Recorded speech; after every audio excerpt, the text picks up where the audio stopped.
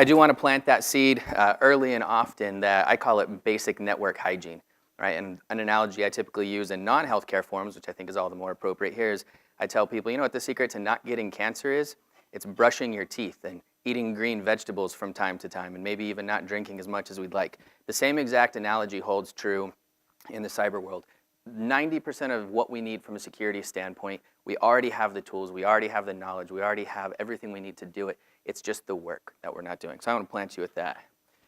Okay, so who am I before I proceed? I have a much different viewpoint. I'm very new to the healthcare sector the last couple of years.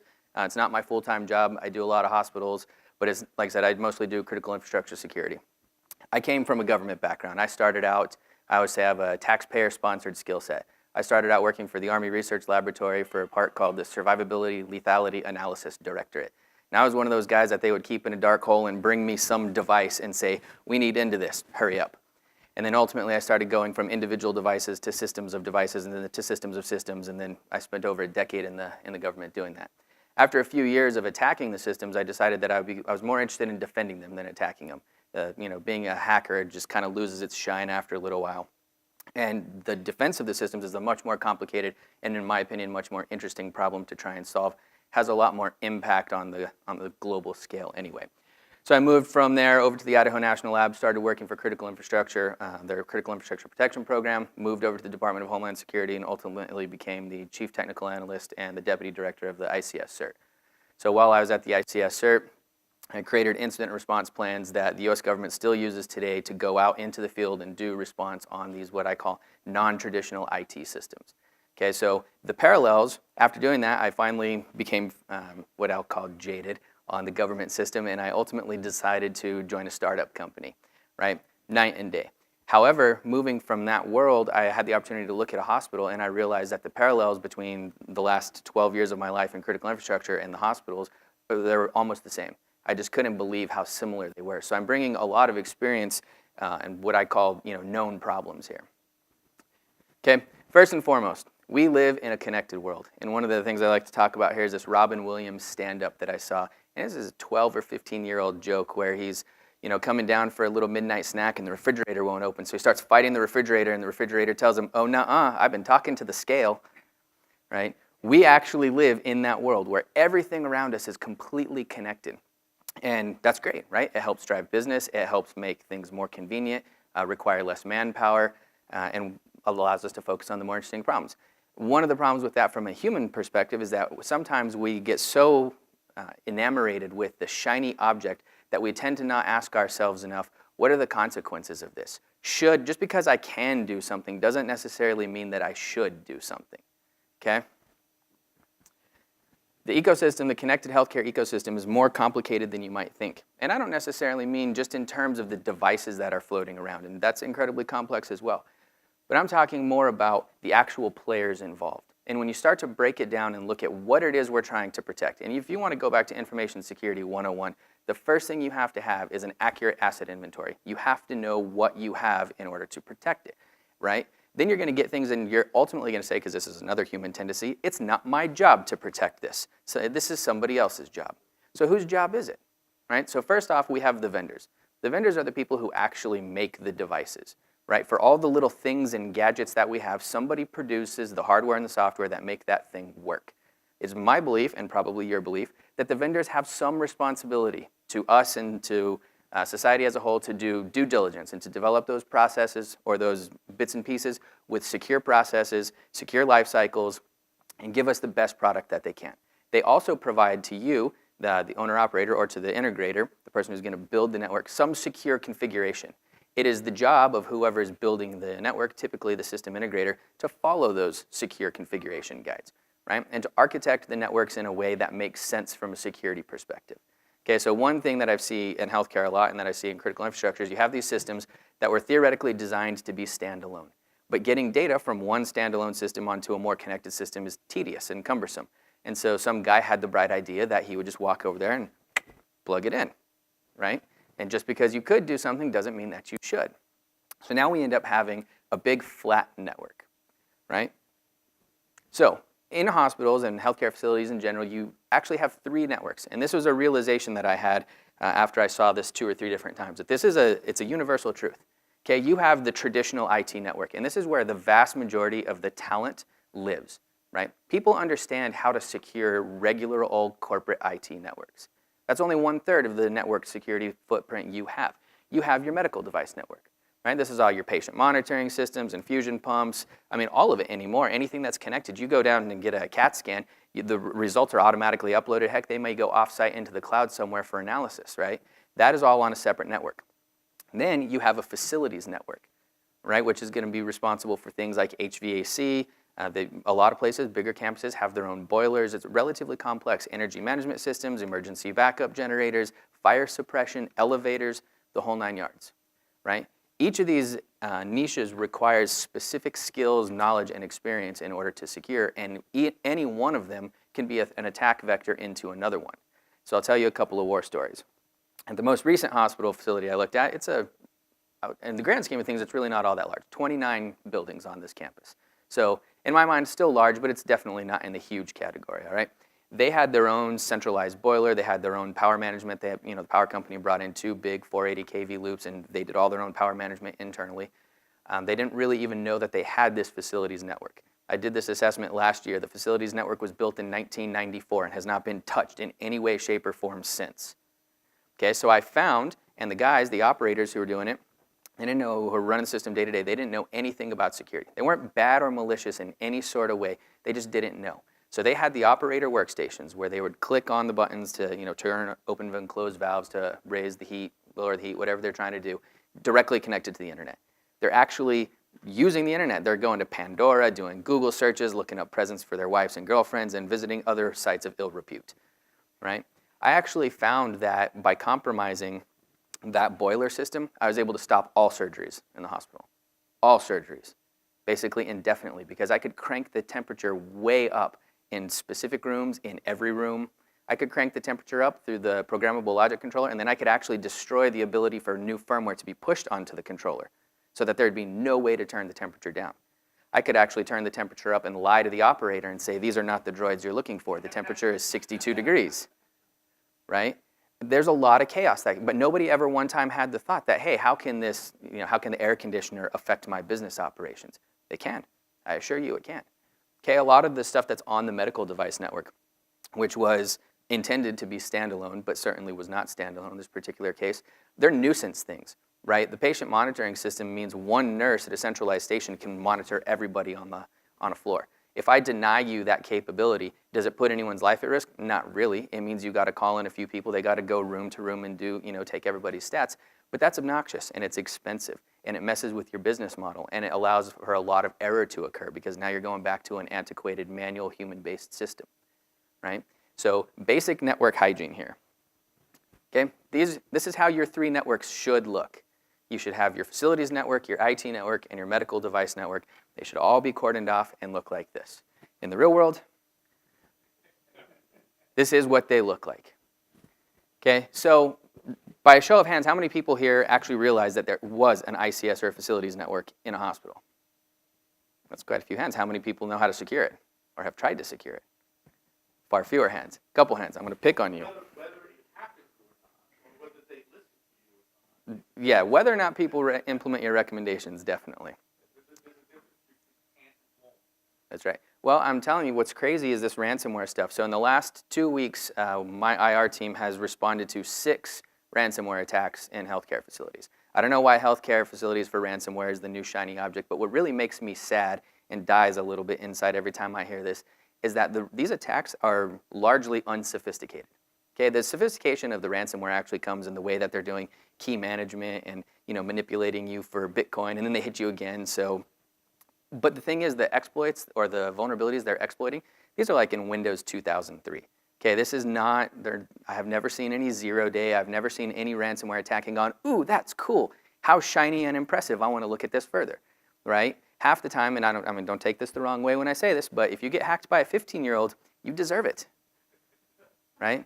That's the end of that story. And so it makes me sad for the ransomware stuff. And by the way, I'll give you a little bit of advice. If you get hit by one of these things, you need to negotiate with the bad guys to pay half because 100% of the time they're going to hit you again and charge you. So if you pre-negotiate from 50 Bitcoins down to 20 Bitcoins, when they get you again, you have a good rate and you're out for less than the original 50 they wanted, right? It's the way they operate it. I see it over and over and over again. I'm not sure why they're targeting healthcare, probably because they pay, right? So in a lot of industries, and we've been dealing with ransomware attacks for several years now, and in a lot of industries, they don't pay, right? Or they have really good backups, and they say, nah, we can afford to lose 36, 48 hours of data. We're not going to pay you guys. We're just going to restore. Can you imagine what it would look like in a hospital setting to lose the last 48 hours of your data? It's not acceptable. So hospitals are excellent targets because their data has high value, and so they're willing to pay. Okay, so what? I always hear this. So what? So I've got these 3 networks. They're hooked together. So what? Who wants to come after me, right? What are they actually doing? So I want to talk a little bit about threat actors. And you probably all heard this term. Has anyone in here not actually heard the term threat actor? How about the term sophisticated threat actor? Okay, I don't like to use the term nation state or foreign government or whatever. I would call them sophisticated threat actors because they reach a threshold. So at the very bottom of the threat actor spectrum, you have the script kiddie. The 15-year-old kid who's hanging out in his mom's basement who can't get a date and is really smart, right? The guy doesn't have enough skills to write tools, but he has enough skills to use tools.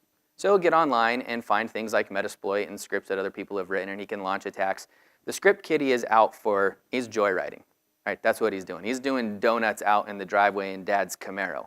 Doesn't have anything really to gain other than to show off and learn skills, okay? That script kiddie goes to college, and what happens when you're 18? You become a Democrat. You become involved in all of these movements and everything, and then they can become what we call hacktivists.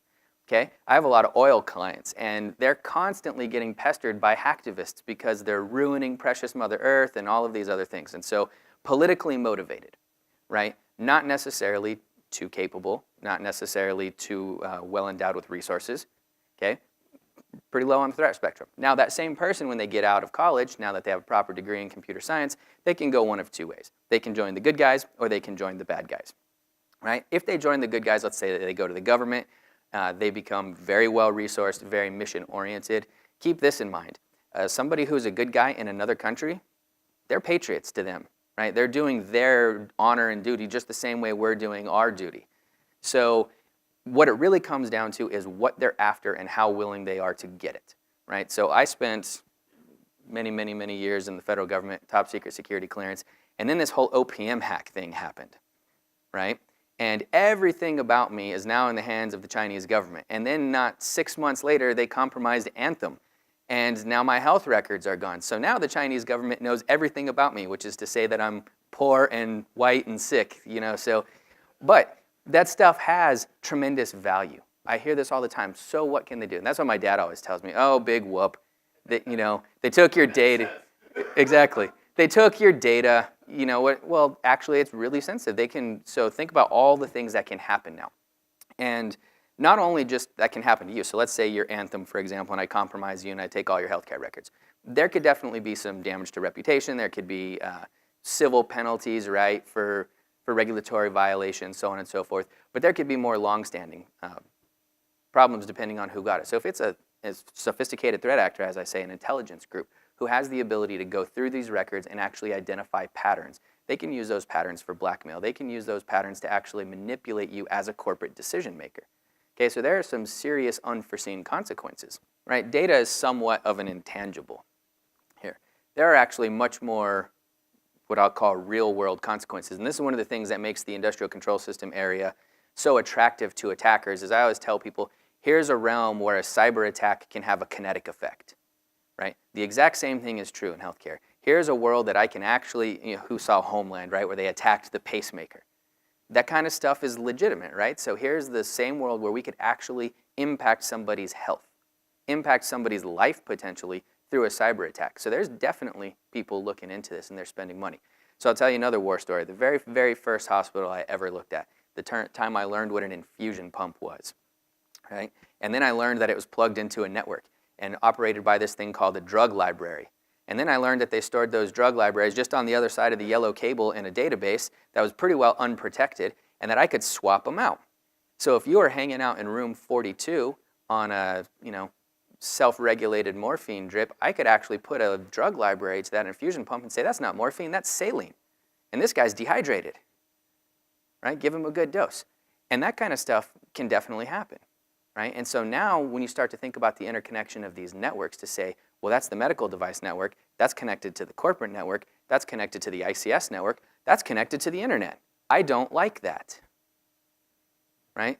So the suggestion earlier about basic blocking and tackling, can I buy security? What is the answer? All together now.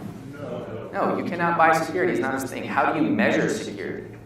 Right? Bruce Schneier has this interesting concept of the security theater, right? What he calls the delusion of security, which is to say, you can have something, let's look at TSA, for example, that's a big show and makes you feel really good and warm and fuzzy, but does very little to impact your actual security. Right? Whereas you can have something, look at the opposite end of the spectrum, which is the CIA, which is largely invisible, you never see or feel or hear anything about, but they probably do quite a lot to impact your real security.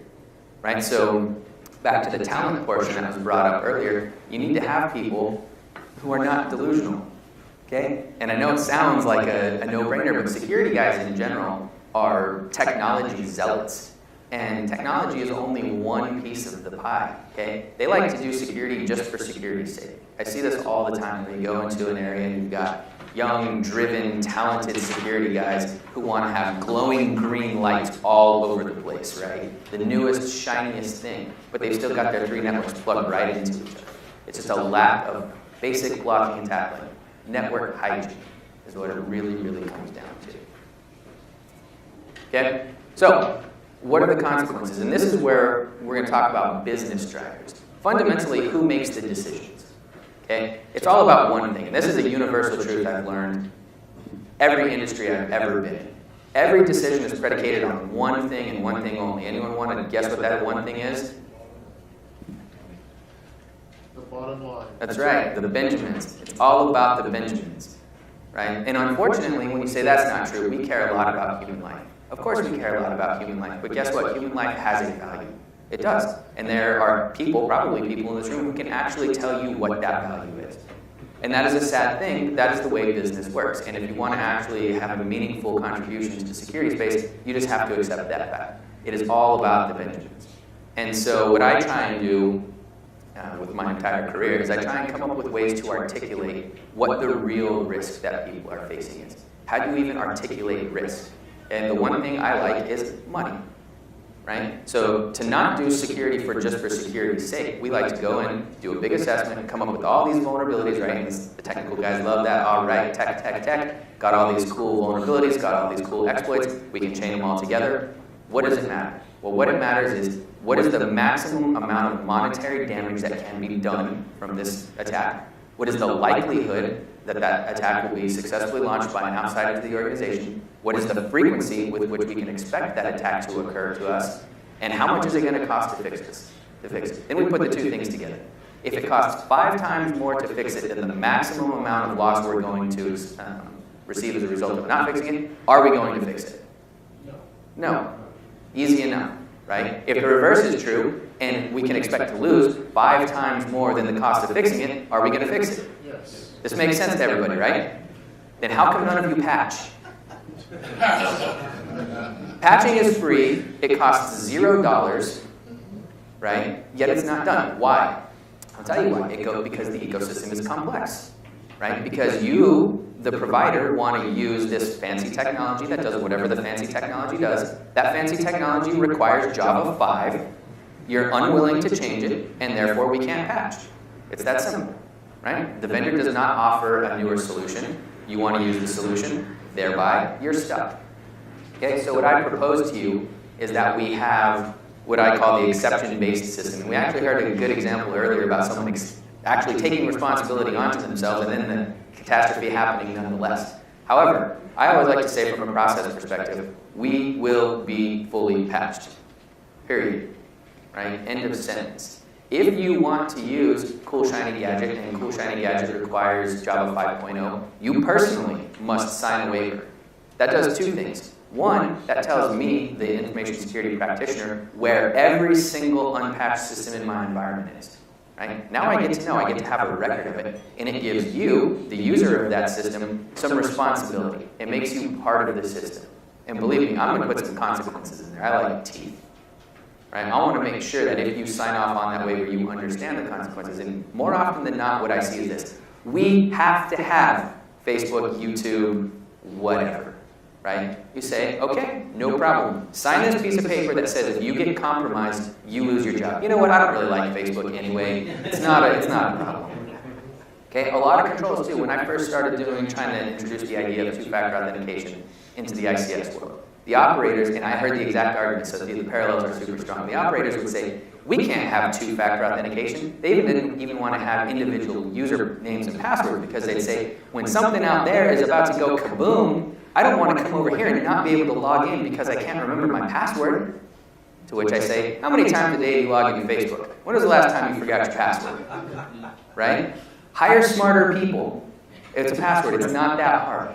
But when you explain to people, hey, this is not about you. We're not trying to single you out. You're not a bad person. What we want to do is provide accountability, right? Your account is so named because it provides accountability, okay? Has nothing to do with you. I trust you, but I need to know if an incident happens, which account was compromised, what machines it was logged onto at what point in time. I'm even up for the idea of allowing you to have an account that logs in and leaves you logged in for a certain amount of time, a few hours, your entire shift, whatever it happens to be. I want you to log in at the beginning of your shift with two-factor authentication, please, and I will automatically time you off at the length of your shift, and then the guy after you can sign on. I get a lot, you lose very little. It sounds like a win to me, right? So I found a lot of success in just the phraseology that I use with people. And people are inherently defensive for whatever reason. We're resistant to change, which I think is really funny because look at how rapidly our society is changing. We accept so many things, but when it's change that we perceive to be targeted at us or will somehow reflect negatively on us, we're very, very resistant to it. So simply by suggesting that this isn't a witch hunt, we're not trying to accuse you of being bad at your job. We just want to implement a technology that will cost you very little but help us a lot. People tend to be more receptive of. Okay? What are all these changes that we're trying to do? What are we trying to fill in? We already said it's the basics, right? First and foremost, people. 99.5, you can make up statistic here. Basically every attack I've ever seen, and I have personally done more than 300 incident responses across all sectors of industry, across the entire world in my career, and every single one that I can think of had some sort of human component to it. Okay? In several different stages, usually. The stages always begin with reconnaissance. Okay, I need to learn as much about you as I can. Reconnaissance is pretty much the only attack stage or the stage in the kill chain that you, as the end provider, can do nothing about. Right? You cannot stop me from Google searching you. But what you can do is limit the amount of information that is out there about you. You don't have to put your executives' email addresses, cell phone numbers, and 5 favorite hobbies on the internet. Right? Our board member, Eric Cornelius, whatever, lives over here, does this, does that, does that. It helps me to build a target folder on you. Helps me to gather information. Helps me to make a more credible phishing email. Right? So then here comes the human component of the attack. I guarantee you I am going to phish you. Why? Because hacking is hard.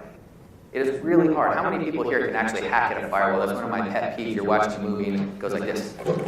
I'm at the NSA. I'm in. I mean, come on, man. Even when I have an exploit that I worked on for 2 years, it still takes longer than that, right? Hacking is really hard. Now, I can type an email that quick, right? I can compile a reverse shell interpreter that quick. I can send you that email that quick. So that's the thing about it. It's the law enforcement paradigm, right? You have to be lucky every time. The bad guys only have to be lucky once. Okay? It only takes one person. There is no substitute for educating your people. Every single person, and this is one thing that I find a lot of resistance in the healthcare sector, which frustrates me greatly, is people are resistant to this level of education. And I actually got told one time that the more dollars that they have to spend on cybersecurity is dollars that they're not using to treat little kids with cancer. And I said, really? Come on, dude. Come on, you serious? But that, I mean, and this was a firmly held conviction. This wasn't a, slap me on the back kind of a joke. This guy was dead serious. He did not like the idea of cybersecurity. He did not like the idea, and actually he demanded that his machine not have a password because he couldn't be bothered with passwords that were stopping him from curing little kids with cancer, right? And so trying to educate people that they play an important role and they are, in fact, the weakest link in the cybersecurity environment is hard. It's really hard. So I usually tell people if you have $10 to spend on cybersecurity, you should spend 8 of them on your people. And I genuinely and truly believe that. There's no substitute for a good, solid education, and nobody is exempt. Okay? 100%. People, process, technology. Everybody believes it, right? Everybody believes it. But the processes, if they exist, are never extended into the environment, right? So now let's go back to our facilities environment where we've got an ICS network, an IT network, and a medical device network. You have policies, and what do they address? Just the IT network, right? The medical device network and the facilities network, or the ICS network, are inherently different. Okay, the life cycles are different, the machines operate differently, they're not running commodity operating systems. They're running operating systems, by the way, most definitely, embedded operating systems. Okay, they can and should be patched. They can and should be part of a vulnerability and configuration management program. But because that knowledge is not in the hands of every IT professional when I come in and look at these policies, they seem to be woefully remiss. Okay? Then when you have the policies, you likely don't have processes, right? Everyone knows the difference between a policy and a process, right, and a procedure, the actual how to do it. And I can tell a lot about the maturity of your organization simply by looking at your documentation. So to follow up on your point from before, my former boss used to always tell me, if it wasn't documented, it didn't happen. End of story, right? He also told me, another one's good for you, that hope is not a military course of action. Yet it seems to be what we rely on all too often, right? Yeah, we've got these great policies. Look, it says right here that everybody has to do change in configuration management, okay? Tell me about how that's happening in the medical device network. Well, I hope that the administrator is doing it. You hope that he's doing it. Excellent.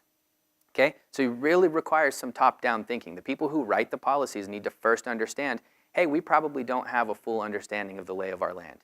Let's go out and get us one, right? Do whatever it takes, do some groundwork, hire some interns. I love interns. They're cheap. They work really hard. They don't mind walking down cables, right? There's a lot of stuff that needs to be done to find out what you have. Draw it all up. Then you write policies to address it. You write processes. You write procedures. You adopt standards, right? One thing about the wheel, you shouldn't reinvent it. It works really, really well as it is. Okay, there are a lot of standards that are available. How many people in here actually have a standard that they have chosen, selected through some rigorous process, and adhere to technologically? A few hands? That's encouraging. Right? It's really, really important. Technology, I like these 2 bullet points here. Okay, we have old solutions to new problems. Pretty much everywhere I go, there's a lack of forward thinking. And for whatever reason, and I would like to give you this little tidbit here, you don't have to install Windows or any other technology in the order it was invented. Okay, if you are running Windows 2003 today, I give you permission to skip 2008. Okay, just jump right up there. But I see this all the time, people using old solutions to try and solve new problems. Or I see the inverse of that. People putting in new solutions that reintroduce old problems. Okay, after World War II, the British said that the Americans had no right to say lessons learned, that we should call them lessons observed, because we see them over and over and over again, but we never learn anything. Okay, I absolutely believe that. A lot of the problems, a lot of the coding problems we have today, they were discovered and mitigated in the 90s. Yet here we are in 2016 with the same exact problems. Drives me nuts. Okay? Lack of proper implementation, this is a skill force issue. Okay? Sometimes people don't want to do something. Why? Because it's hard. Right? So words of wisdom from my dad. I understand that parts of your job are going to suck. That's why someone is going to pay you to do them. Right? And so something being hard is not an excuse for not doing it. And believe me, I hear that all the time. So let's go back to that hospital system where I found out that by hacking the boiler, I could stop surgery. That's basically what they told me. I said, you've got to completely re-architect this network. It's flat. It has 0.0 segmentation on it. Your ICS systems are hooked up to the internet. This is what can happen. And they go, oh, that looks really hard. And it's probably going to be expensive. We'll pass. Thanks. Right? Craziness. Craziness. So, all of that, the sky is not falling. What can I do to defend myself? What do I believe you can do to defend yourself? Basic blocking and tackling, right? Network hygiene. Brush your teeth, please. First and foremost, patch. If you call upon me to help you with an IR readiness plan or a network security assessment, and I come in and I find that you're running 47 different versions of kernel 32.dll because you don't patch consistently, I'm going to be upset. Right? But guess what? That is the #1 problem I find. lack of consistency across the entire environment. One of the things I like to look at is I go through and I have a little script that I run, and I can get a lot of data from your machines, and one of the things I look at is all the different application level patching. Okay, so let's say you actually have OS level patching down pretty good. You've only got 4 or 5 different operating systems. They're mostly consistently patched. Then we start to look at the applications. I tend to find the applications that are most commonly targeted, Flash, Adobe Reader, Java, Internet Explorer, 10, 15, 20 different versions scattered throughout in the environment. How are you ever supposed to get ahead of the ball if you're running versions of software that are super commonly targeted and they're unpatched? Right? What did I tell you about getting hacked by a 15-year-old? Right? You deserve it. That is how a 15-year-old hacks you. They do not write 0 days. They Google how to hack. They find Metasploit, and then they find, you know what the most common Windows vulnerability that's still out there is? MS-08-067. Who knows how Microsoft names their vulnerabilities? By the year. So let's talk about MS-08. Okay? It is the #1 most popularly used exploit in Metasploit, and it is highly successful. So when ransomware hits you and they use a vulnerability from 2008, I do feel bad for you. But I feel worse for the people who your poor performance is having implications on or effects on, right? Please patch. Okay? Change your mindset. The security industry, and I will tell you this, it is broken. It is completely broken, and we, for some reason, have resigned ourselves to the idea that you will be compromised. How many people have been told that messaging in the last 6 to 12 months? You will be compromised. There's nothing you can do about it. You're going to get hacked. It's all about detect and respond, right? Why? What if you went to the doctor and the doctor told you, don't bother brushing your teeth. You are definitely going to get cavities. But don't worry, I'm excellent at filling cavities, right? This sounds a little bit like a self-fulfilling prophecy, right? I think the security industry has done this to ourselves. So I encourage you all to please think outside of that paradigm. I do not believe that we have to resign ourselves to becoming compromised. Okay? Defense is doable. Is it easy? No, right? It's hard, but that's why we're doing this, because it's interesting and it's fun. Once you say we're going to get hacked and we want to focus all our efforts on response, you definitely will get hacked. Okay? I'll give you a little algorithm here that I like to use down at the very bottom. Risk equals threat times vulnerability times consequence. Okay, this is a pretty good one. I live in Idaho. I keep all the keys to my vehicles, guess where they are? They're on the front seat of the car because that's where keys go. Okay? I don't know where my house keys are. I've lived in my house for 9 years. I have never one time locked the doors. Is that a vulnerability? Most definitely. It's the exact same vulnerability that I would be facing if I lived in Chicago. But what is the threat? I live in remote Idaho. What are the odds that somebody is going to walk up to my house and steal my car? Pretty little. I live in Idaho. My neighbors have guns, right? So I feel that this equation works out to have a very low risk. So we can have similar vulnerabilities deployed in different environments and have different risk outcomes. Oh, I'm getting told to hurry up. Requires vision and a roadmap. This is the #1 thing that I've actually seen affect change. Right, so let's say we come in, we do a big assessment. We put it in terms of risk. We put it in terms of what? Benjamins, money, right? Risk is dollar signs. So we put it in terms of money, and then we break that down to the other thing that humans do really well with, which is time. Okay? We say in the next 30 days, we're going to accomplish this. In the next 60 days, we're going to accomplish this. In the next 180 days, we're going to accomplish this. You write that all down, you make a roadmap, then you're actually off to a really good start. And I've seen in a lot of cases where you pitch this using executive eye candy, right? I'm stealing your term. It works incredibly well. When the executives buy off on this, this stuff starts to happen. It is much more difficult to get a ball rolling than it is to keep it rolling. Okay, so if you have a roadmap and you have a path forward, you will do well. Here's another one that humans are not very good at. Who here knows everything? Really? I'm the only one? No. Okay, ask for help. It's not below you, beneath you, or unbecoming in any sort of way to ask for help. There are people who do individual components of this, okay? People, process, technology. There are people who do process, cybersecurity process, for a living. It's all they do, right? There are individual technologies that fit little niche environments. That's all they do, that one exact thing. Identify what it is you don't know, right? There's known unknowns and unknown unknowns. And the more you know about your environment and who the threat actors are that are going to come after you, what your defensive posture is, you identify your holes. And then you can go out and fix them. Don't expect to do everything in-house. It's actually really, really hard. right? I advocate, unless you have a huge team and a lot of resources and you can have a big, really sophisticated internal team, I advocate pretty highly of partnering with people who do it for a living. Incident response for a living. How often do you have to do, or for example, how often do you have to do incident response to be good at it? Roughly all the time, right? TTPs change nonstop. And so once you stop responding to incidents, your skills are perishable. So if you have an internal incident response team and you have 3 or 4 incidents a year, how good are your incident responders? Probably not very, right? It would be better, in my opinion, if you're a small shop, to repurpose those people, partner with an outside firm who does incident response all the time, right? There are a lot of little technologies and there's a lot of little algorithms to help you understand what the threshold is, right? It's like flying an airplane. They say if you fly for less than 150 hours a year, you should never own an airplane, right? There's tons of little rules of thumb like that to help you understand what should we be doing inside, what should we be doing outside. Okay, questions, comments, concerns, disagreements? Rocket science? If it's not rocket science, why are we losing? All right then. I will turn it back over.